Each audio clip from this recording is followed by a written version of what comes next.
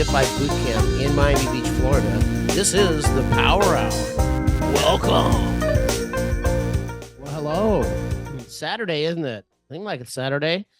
This is the 201st Power Hour, 201st. We had 200 last week. That's pretty good. So got that going on. I'm going to draw your attention to a few things. First, let me get my shares ready here. So anyway, this title is going to be how not to create a lesson plan.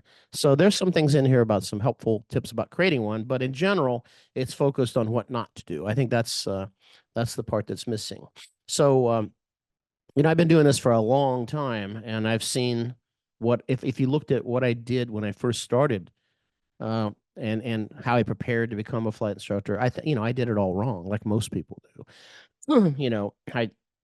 I put I spun my wheels a lot making these lesson plans. I must have made, 80, 90 of them. That was a thing. I mean, that's like the rite of passage, completely unnecessary, by the way.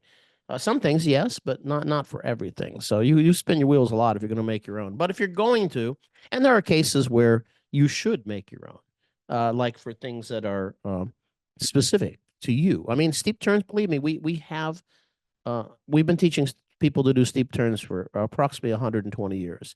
I think we have a good lesson plan somewhere out there. I don't think we need to make another one.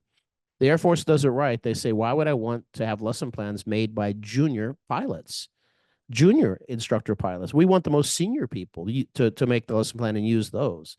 So it's just kind of the wrong way around. Now, I understand part of it is goes like this. It's like I start CFI training, then I have to study everything that I should have already studied before.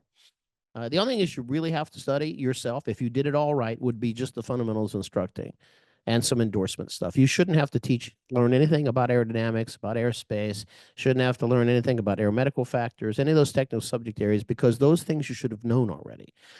So what we do is we have people make lesson plans to plug those holes, and it's just an incredibly inefficient way to do it. You will benefit from doing that, but if you want a long road, with no light at the end of the tunnel, start doing that, right? So, we'll talk about how you can streamline that process here in a minute. And for those who've been listening to me for a long time, because we also have a podcast called Flight Training the Way I See It. You can get on Spotify, you can get on Apple, you can get anywhere you get your podcasts. We do those once a month, and I've been harping for how long? I don't know, a long time, about if you're taking the slow road to become a CFI, you're going to lose, right? You're going to lose a lot of money, a lot of time. So what happened? All right, if you haven't noticed, the airlines currently in regionals aren't hiring. They're not giving class dates because they don't have enough captains. And Boeing, of course, now you saw the strike, but Boeing can't create the airplanes they promised. So there's the retirement thing coming. So what happened? If you would have listened to me 2 years ago, you would have already been hired, right? You'd already been working.